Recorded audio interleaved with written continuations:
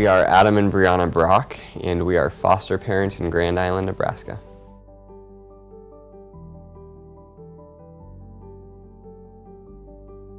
We have neighbors to our south who have been foster parents for years. They've had 79 kids through their home, have told us stories and things like that. And then we have neighbors to our north who one day 2 years ago, I guess now, had their children taken into foster care. So our neighbors to the south took 4 of the kids and met us at the door when we got home from school that day to have us take the other 3.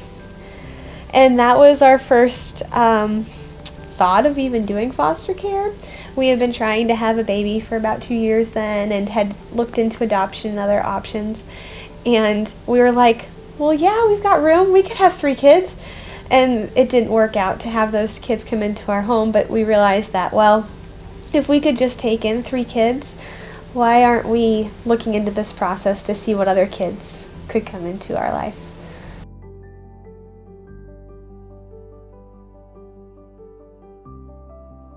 We knew that any children that came into our home we were ready to adopt.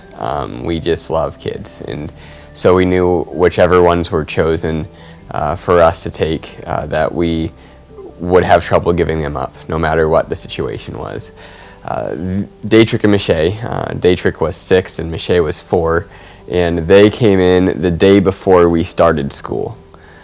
So for our placement, they did come and visit 2 weeks prior for a weekend, and then we were supposed to bring them back, and that was the hardest thing we've done.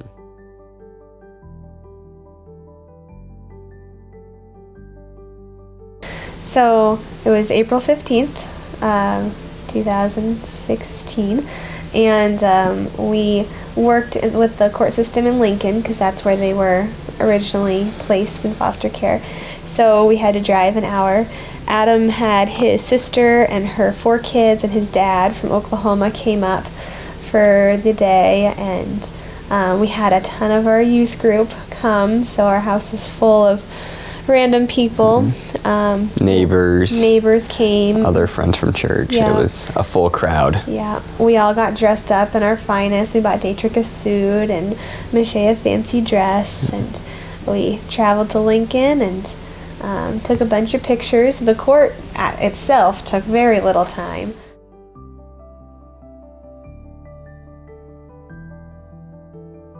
We were encouraged, since we missed so many years of their early life, we were encouraged to do some things that they would have done as infants, as babies. And so one of the things that we got to do is we baked them each a first birthday cake. When they were 6 and 4 years old, we baked them each a first birthday cake, and they got to do what every first 1-year-old baby does. They got to shove their face in the cake, and we took pictures and we just laughed, and they thought it was just the silliest thing. But I think that's a memory that we, as well as the kids, will hold on to for a long time, and it helped them to understand the process of everything as well. So. I think something that's been really fun for the kids is that they've had other moms and dads in their lives, but they haven't had as many grandmas and grandpas and uncles and cousins that are just theirs, you know. So this last summer we took a trip and we drove to Indiana. So we drove 12 hours to visit some family, and then we drove to Virginia to visit some family, and I think that was probably one of the biggest things we've done because, first off, they never left the state.